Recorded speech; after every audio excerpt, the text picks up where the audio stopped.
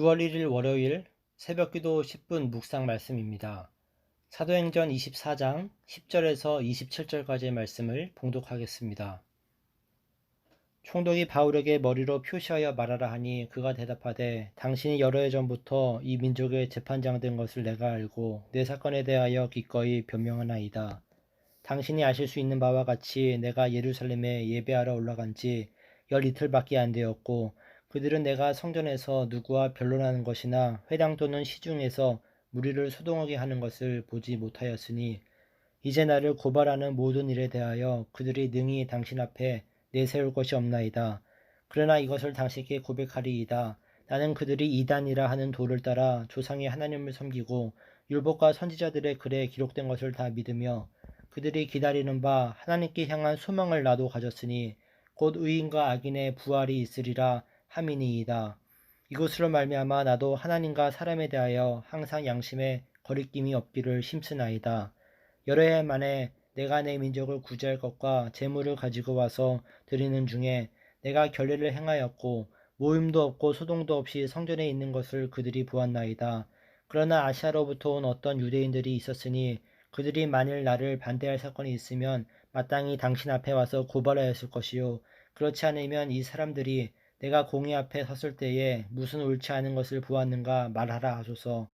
오직 내가 그들 가운데 서서 외치기를 내가 죽은 자의 부활에 대하여 오늘 너희 앞에 신문을 받는다고 한 이 한 소리만 있을 따름이이다 하니 벨릭스가 이 도에 가는 것을 더 자세히 아는 고로 연기하여 이르되 천부장 루시아가 내려오거든 너희 일을 처결하리라 하고 백부장에게 명하여 바울을 지키되 자유를 주고 그의 친구들이 그를 돌보아 주는 것을 금하지 말라 하니라. 수일 후에 벨릭스가 그 안에 유대 여자 두루실라와 함께 와서 바울을 불러 그리스도 예수 믿는 도를 듣거늘 바울이 의와 절제와 장차 오는 심판을 강론하니 벨릭스가 두려워하여 대답하되 지금은 가라 내가 틈이 있으면 너를 부르리라 하고 동시에 또 바울에게 돈을 받을까 바라는 고로 더 자주 불러 같이 이야기하더라.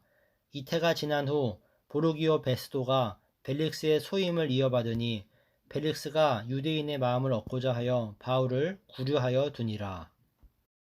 오늘 본문에 등장하는 바울의 재판은 고대 사회에 있었던 사건이지만 공정하게 진행이 되었습니다. 그것은 10절처럼 총독인 벨릭스가 바울에게 자신을 변호할 기회를 준 곳에서 나타납니다. 변호사 더블로가 바울이 소동을 일으켰다고 고소했지만 바울은 자신이 예루살렘에 예배를 하러 왔고 무슨 일을 꾸미기 위한 시간적인 여유도 없었다고 했습니다. 또한 바울은 예루살렘에서 누구와도 논쟁한 적이 없고 자신이 성전이나 회당이나 예루살렘 성에서 무리를 소동케 하는 것을 본 사람도 없다고 했습니다. 따라서 13절처럼 자신을 고소할 이유가 없다고 말합니다. 14절부터 바울은 자신을 이단이라고 하는 비난에 대해서 변호합니다. 바울은 다른 유대인들처럼 하나님을 섬기고 율법과 선지자들의 글에 기록된 것을 믿으며 하나님에 대한 소망과 의인과 악인의 부활을 믿는다고 했습니다. 뿐만 아니라 하나님과 사람 앞에서 양심에 거리낌이 없도록 최선을 다했다고 했습니다. 17절을 보시면 바울은 이전에도 예루살렘을 여러 번 방문했으며 방문의 목적은 구제와 제물을 드리기 위함이라고 했습니다. 바울은 지금 자신이 사람들 앞에서 재판을 받는 이유가 아시아에서 온 어떤 유대인들이 문제를 일으켰기 때문이며 그래서 19절에 그들이 만일 나를 반대할 사건이 있으면 마땅히 당신 앞에 와서 고발하였을 것이요 라고 했습니다. 또한 만일 바울이 21절처럼 죽은 자의 부활에 대하여 말한 것이 문제가 되었다면 그것은 종교적인 문제고 로마법에 위배되는 일은 아니라고 말했습니다.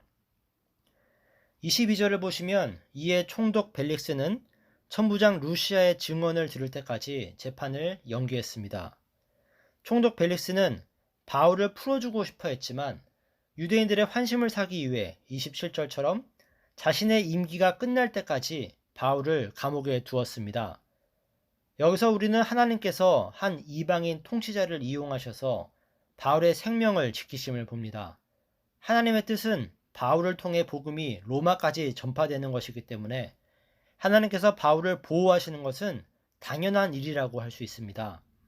24절을 보시면 바울의 재판이 휴정된 지 수일 후에 벨릭스는 아내 두루실라와 함께 바울을 찾아왔습니다.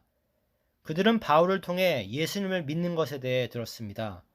바울은 특히 그들에게 의와 절제와 오는 심판에 대해서 강론했습니다. 바울이 선택한 의와 절제와 심판이라는 주제는 특별히 총독 부부의 불의와 무절제한 삶을 지적하고 하나님의 심판을 경고한 것입니다. 바울은 자신을 찾아온 총독 부부에게 자신의 무죄나 석방을 주장하지 않고 그들에게 복음을 전했습니다. 설교를 듣는 동안 총독 벨릭스의 마음에 두려움이 생겼지만 그는 회개하지 않고 그 자리를 피합니다. 총독 벨릭스는 이후에도 자주 바울을 불러 같이 이야기를 했습니다. 그런데 이러한 행동의 이면에는 바울에게서 복음이 아닌 돈을 얻기 바라는 마음이 있었습니다. 재판 과정에서 바울이 유대 민족을 위한 구제금을 가지고 왔다는 말을 들었고 또 바울을 찾아오는 사람을 많이 보았기 때문에 그가 돈이 많다고 생각한 것이었습니다. 바울로부터 복음에 대해 들을 수 있는 소중한 기회이며 총독 벨릭스의 인생에 다시 없는 좋은 순간을 돈에 대한 집착으로 날려버린 것입니다. 오늘 본문에 나오는 총독 벨릭스의 모습은 복음에 상당히 긍정적이고 바울에게 우호적이었습니다.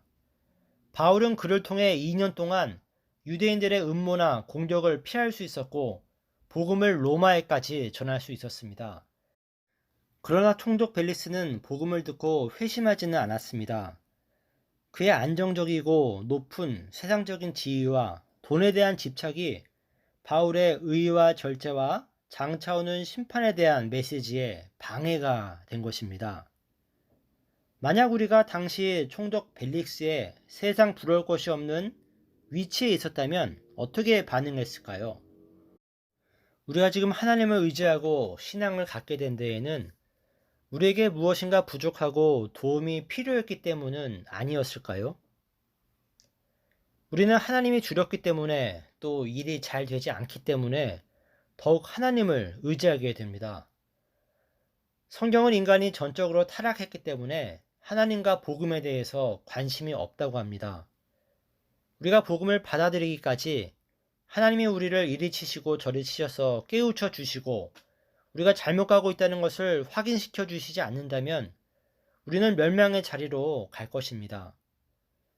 하나님께서 우리로 하여금 여러 고난을 겪게 하신 것은 단지 우리를 힘들게 한 것이 아니라 우리를 옳은 자리로 오게 하기 위한 방법이었습니다.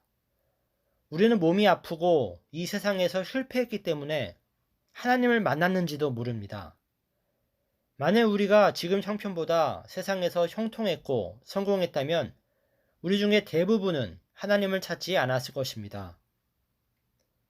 바울은 로마서 1장 24절에서 하나님이 인간에게 내리는 최악의 벌이 마음의 전욕대로 더러움에 내버려 두는 것이라고 했습니다. 자기 마음대로 살도록 내버려 두면 멸망할 수밖에 없기 때문에 그렇습니다. 인간이라면 반드시 무언가를 위해서 살아야 하고 그 마음속에 소망을 두고 바라볼 수 있는 무언가가 반드시 있어야 하는데 그렇지 못한 것이 가장 큰 벌인 것입니다. 우리는 하나님의 인도하심에 의해 거룩한 길로 가고 있는 것입니다. 하나님께서는 우리가 누구인지를 아시기에 우리를 놓치지 않기 위해서 때로는 매를 드셨고 두렵게 나타나셨고 우리를 하나님께 붙들어 매기 위해 간섭하시는 것입니다. 오늘 하루도 하나님이 나를 어떻게 놓지 않으셨는지를 기억하며 감사하고 믿음을 가지시는 날이 되시기를 축원합니다.